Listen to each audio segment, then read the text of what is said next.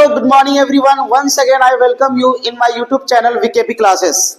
We are here to continue the lecture number 2 of the chapter that is Adolescence and Puberty. जो कल के lecture में हमने complete करा है उसी को हम आज से फिर से कंटिन्यू करेंगे लेक्चर नंबर 2 में। कल तक के क्लास में क्या क्या डिस्कशन हो गया जल्दी से मैं ओरली आपको रिकैप कर देता हूँ, फिर मैं टॉपिक को आगे बढ़ाने की कोशिश करूंगा। पहला हमने ये सीखा था कि एडोलसेंस है क्या। तो एडोलसेंस क्या है सर? ऐसा फेज ऑफ लाइफ है जिसमें लोग 11 से 19 साल के बीच में आते हैं और उनमें कई चेंजेस आता है, इंक्लूडिंग सेक्सुअल चेंजेस भी आते हैं। उसके बाद फिर हमने टॉपिक डिस्कस करा कि what do you mean by the term puberty. Puberty क्या होता है सर? तो प्यूबर्टी के बारे में बताया गया कि the changes that can be occur in the period या ड्यूरेशन ऑफ एडोलसेंस। एडोलसेंस के बीच में क्या क्या चेंजेस होता है या क्या इन एज गैप में चेंजेस हो रहा है, उसको हम प्यूबर्टी कहते हैं। Whether the changes can be physical और इमोशनल। फिजिकल भी हो सकता है, इमोशनल भी हो सकता है। पहले कंडीशन में हम पढ़ रहे हैं फिजिकल के बारे में। तो अब हमें समझ में आ गया कि सर चेंजेस दो तरीके का होने वाला है। एक का नाम है फिजिकल, एक का नाम है फिजिकल चेंज और दूसरे का नाम है इमोशनल चेंज। केमिकल कहना ज्यादा सही नहीं है, इमोशनल चेंज। तो आज के क्लास में हम फिजिकल चेंज के ऊपर डिस्कशन करेंगे या करने वाले हैं। फिजिकल चेंज समझ में आता है जो हमें फिजिकली दिखाई देगा सामने से, कि इनका हाइट ग्रो हो गया, इनमें बियर्ड आने लगा, the people are growing up, ये सारी चीजें आपको दिखेगा जो सामने से, उसको हम फिजिकल चेंज कहते हैं। तो फिजिकल चेंज में पहला टॉपिक जो हमें पढ़ना है वो है आपका first point, increase in height. Increase in height, ये वर्ड से तो समझ में आ रहा होगा सर आपको कि हाइट में परिवर्तन होता है या होने लगता है। ये बात समझ पाते हो? हाँ बिल्कुल इजी है सर, समझना कोई डिफिकल्ट टास्क है नहीं। होता है क्या कि जैसे जैसे आप एडोलसेंस में एंटर करोगे या इस एज में आप धीरे धीरे पास करते जाओगे तो आपकी हाइट में अचानक सा ग्रोथ आएगा। अचानक इन द सेंस कि आपकी हाइट बिल्कुल तेजी से बढ़ जाएगा और जब बढ़ेगा तो आपको समझ आने लगेगा कि वी आर और the people who are having the age between of adolescence. बात क्लियर है? ये होने की चांसेस कहा जाता है कि जो इंक्रीज इन हाइट है उस कंडीशन में बॉयज एंड गर्ल्स का दोनों का ही हाइट ग्रोन अप होता है, ग्रो होता है, ज्यादा होता है। बात क्लियर है? दोनों में ऐसी कोई पार्शियलिटी नहीं है। स्पेशली कहा जाए तो हाइट में ये कहा जाएगा आपसे कि जो बच्चा बहुत दिनों से या उनमें ऐसा महसूस हो रहा था आसपास के दिनों में कि उनकी हाइट बहुत दिनों से बढ़ नहीं रही है, रुकी हुई है, वो अचानक से एडोलसेंस में होगा। और अपने बुजुर्ग से, अपने पेरेंट्स से या अपने आसपास के लोगों से सुना होगा कि 18-19 साल के बाद यदि आपकी हाइट नहीं बढ़ी तो there will be the less chances कि आपकी हाइट बढ़ेगी, कहते हैं लोग। और मैक्सिमम 21-22 साल तक ही हाइट बढ़ती है। तो कुल मिला के बात आता है कि सर एडोलसेंस ऐसा period of duration of phase of life है जिसमें सबसे ज्यादा हाइट बढ़ने की चांसेस होती है। बात क्लियर है? सबसे ज्यादा मेन इंपॉर्टेंट या रीजन कह सकते हो चेंज इन द वॉइसेस, वो एक चीज है जिसका नाम है वॉइस बॉक्स। उसको कहते हैं हम वॉइस बॉक्स। वॉइस बॉक्स जैसे जैसे इंक्रीज होगा the change of sound, the change of बोलने का तरीका वो सारा ही बदल जाएगा।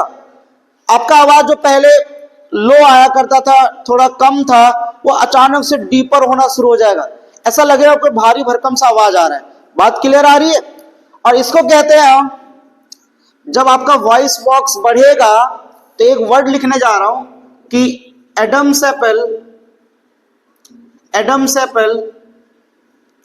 ये भी बढ़ेगा सर।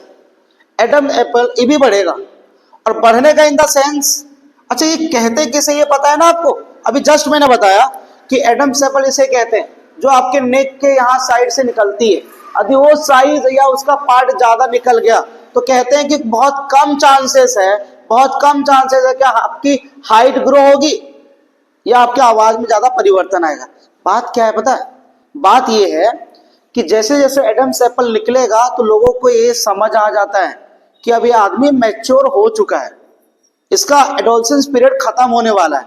अब एडोलसेंस जैसे ही खत्म होगा तो आपकी हाइट रुकना शुरू हो जाएगा, आपकी जो आवाज में चेंजमेंट आया था फिर से वो नया चेंज नहीं आ सकता, जो है वो फिक्स रह जाएगा।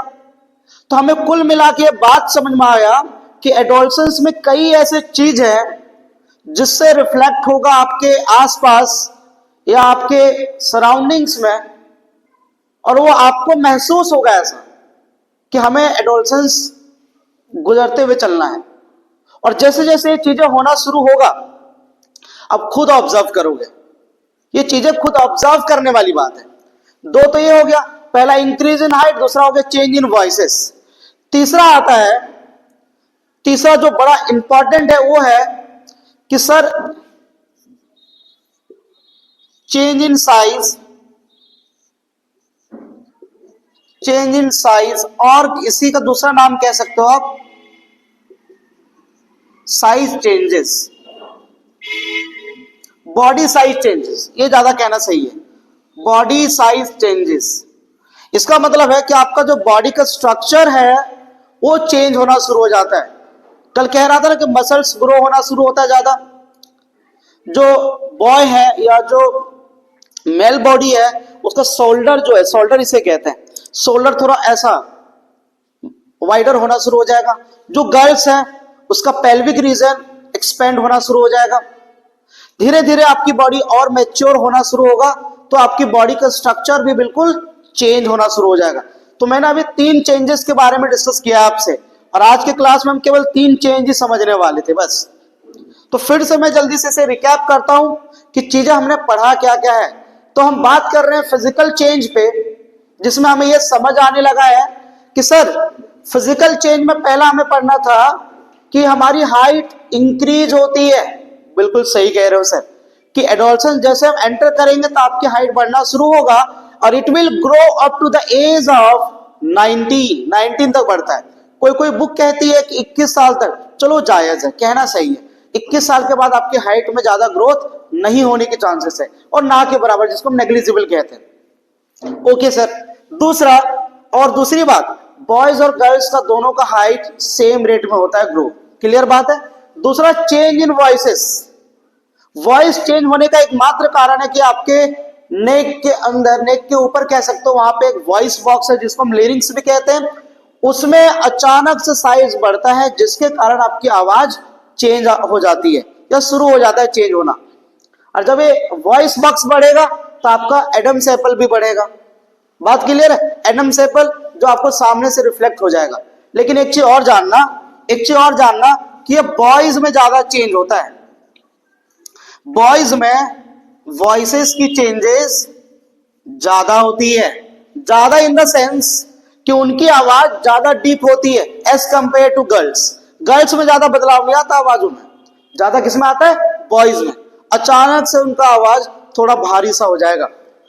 अगला आता है चेंज इन साइज और बॉडी शेप, कह सकते हो कि जो बॉडी का स्ट्रक्चर था वो अचानक से चेंज होगा। अभी मैंने जस्ट बताया कि जो बॉयज होता है उसके शोल्डर वाइडर होना शुरू हो जाता है, थोड़ा चौड़ा हो जाएगा, थोड़े उनके मसल्स ग्रो होना शुरू हो जाएंगे, उनमें डोले सोले बढ़ने लगते हैं। बात क्लियर है? और गर्ल्स में पेल्विक रीजन कहते हैं। पेल्विक समझते हो किसे कहते हैं? एब्डोमेन के नीचे, एब्डोमेन के नीचे वाले पार्ट को हम पेल्विक रीजन कहते हैं। पेल्विक रीजन इंक्रीज होना शुरू हो जाता है। बात क्लियर है?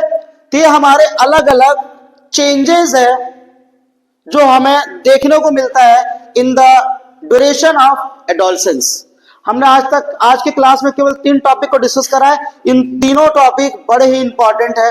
अगले क्लास में हम जितने भी टॉपिक है उसको हम डिस्कस करने वाले हैं। बात क्लियर है? Okay classes, okay. At last the warrior of class 8, जितने भी बच्चे भी पढ़ रहे हैं या मुझे सुन पा रहे हैं, उनसे एक चीज मुझे बिल्कुल सोचना है या उनसे पूछना है कि जो चैप्टर को हम कंप्लीट कर रहे हैं उनके हर एक लेक्चर्स को आपको प्रॉपर देखते हुए चलना है, कोई वीडियो स्किप होना नहीं चाहिए, क्योंकि एक चीज दूसरे चीजों से कनेक्ट है।